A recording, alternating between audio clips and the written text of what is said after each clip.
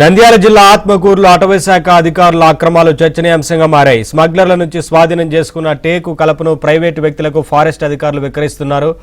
వెలుగుడు range పరిధిలోని అప్పరాజుకుంట section నుంచి స్వాధీనం చేసుకున్న కలప తరలింపులో అటవీ సిబ్బంది హస్తం ఉందని అధికారుల అంతర్గత విచారణలో తేలింది. దీంతో ఇన్ఛార్జ్ రేంజర్ తాహిర్తో ఎఫ్ఎస్ఓలు వెంకటేశ్వర్లు, జయరాజ్, ఎఫ్బీఓ మయూరిపై సస్పెన్షన్ వేటు పడింది.